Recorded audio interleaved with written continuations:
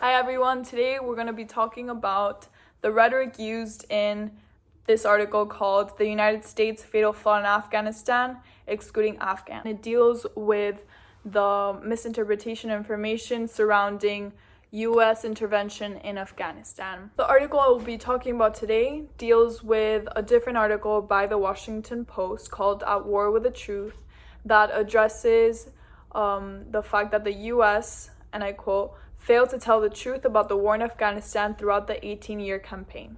The purpose of this article is both to inform and incite change. By writing this article, the author is trying to shed light on the unrealistic notion that the U.S. is dealing properly with the war in Afghanistan, and maybe more importantly, change the impression that Afghanistan is a country with little hope for reform and modernization.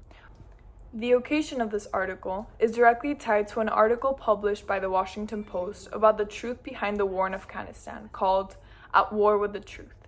This article is a response to, quote-unquote, the post-revelations of years of deception, delusion, and disinformation about the U.S. war in Afghanistan. When analyzing the occasion, it is also important to bring up the idea of Kairos, and the fact that this article was published just 2 days after At War with Truth was published, and around the same time of the year when Trump called off U.S.-Taliban peace talks. The topic of this article deals with the ongoing U.S. and Afghanistan relationship with the U.S. war in Afghanistan. Because it is dealing with a very serious topic, this article needs, and does in fact, maintain a very serious tone. The audience of this article is primarily all those who have read the post At War with the Truth and want to know a little bit more about it, as well as all those interested or affected by the U.S. and Afghanistan's ongoing relationship. It is important to note that the majority of people who read and invest their attention to this article are Americans and Afghans who want clarity on this tumultuous issue. I will be now talking about the author's speaker. This article was written by Sarlahash Halaimzai on December 11, 2019. She is the director of the Refugee Trauma Initiative, which gives psychological aid and support for refugees arriving in Greece. Sarlahash Halaimzai was born in Afghanistan, is a former refugee, and has had first-hand experience with many of the topics she discusses in this article. She has, without a doubt, a lot of expertise in this subject and is a very reputable source, which adds to her ethos. This is a very personal topic for her, and the way she addresses this issue is very oriented with her work as a director of RTI. I mention this because what stood out to me about this article is that she has a very original stance on the issue. She doesn't talk about the militaristic flaws of the war, but rather addresses the inability to truly view Afghans as capable, determined people who want a democracy. This original stance on the issue also adds to her ethos. It is a unique way of addressing this topic that adds to her voice as an author. In this instance, the author's personal life does affect the impactfulness of the article. I do want to address the fact that a problem with the article is that it doesn't make explicit all these things about the author. One must first research into the author and RTI in order to find out all these things. And who's to say everybody that reads this article is going to do so? Without knowing the author's proximity with the issue, much of the article's essence is lost. It also prevents the reader from understanding or acknowledging where her strong diction comes from. Also, what I found very interesting when reading this article is the author's closeness with psychology. The author knows to switch her tone when speaking of more sensitive issues and manages to end the entirety of the article with a statement that will entice the larger majority of the audience to feel compelled to act and address the issue. As previously mentioned, a lot of Americans are going to be reading this article, and she plays a smart move by, in the last minute, turning this issue as one that will personally affect Americans by stating, and I quote, "Anything less would be history repeating itself and another stain on America's consciousness."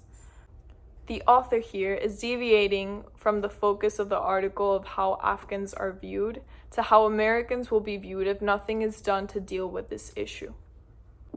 Now we're moving on to a different part of the rhetoric of this article. The author uses different forms of figurative language and rhetorical techniques in order to further emphasize points in her article. For example, she uses alliteration when listing the revelations of the U.S. war in Afghanistan by saying, deception, delusion, and disinformation, Sarlahash Halimzai is using a plosive consonant, which, when used repetitively, gives the impression of events with an austere feel. She also makes a strong and shocking move by comparing the US track records on human rights to the Taliban's. She does this when she states, "The Americans and their allies made deals with warlords whose track records on human rights was no better than the Taliban's." By doing this, the author is comparing the US with its counterterrorism partner, which is both ironic and may even be offensive to some of the audience. There is also a prominent use of the rhetorical triangle in this article. I have touched upon and will continue to touch upon the author's ethos in this video, but it is important to note the use of pathos and logos. Logos is used when the author provides statistical evidence and brings up numerous surveys in order to support her claims. It is these facts and figures that add to the article's logic and reason, and it is where most of the article's hyperlinks appear. In fact, an example of multimodal media uses many hyperlinks that redirects readers to the sources of the author's facts and figures. In fact, there's a total of 21 hyperlinks that make up 71 of the 920 words in this article, as you can see here, which could be considered somewhat excessive.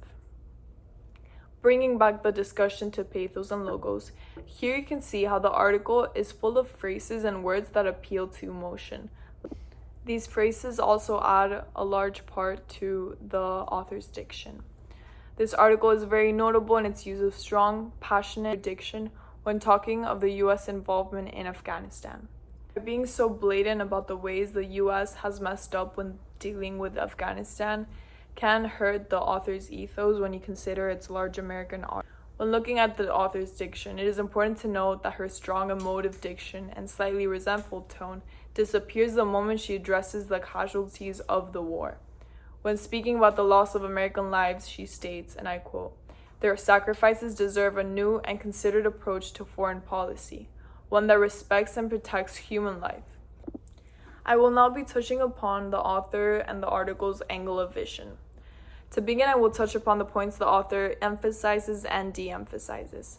This article places a lot of focus upon the misinformation surrounding the relationship between the US and Afghanistan.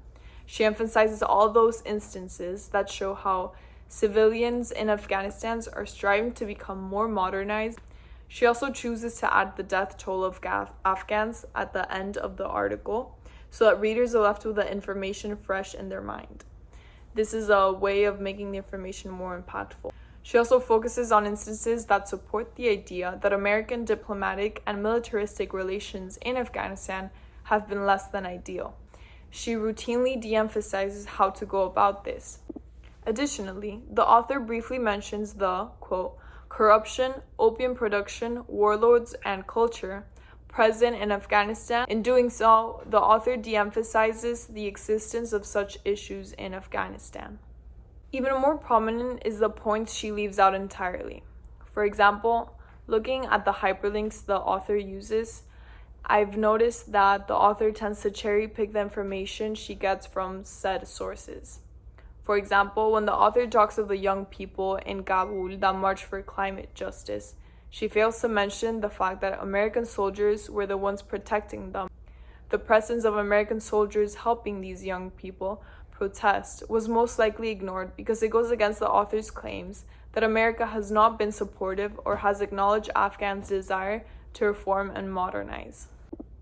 The article also states how many lives the US intervention in Afghanistan has claimed, but fails to mention how many American lives have been lost, even though it is explicitly stated in the Washington Post's At War with the Truth.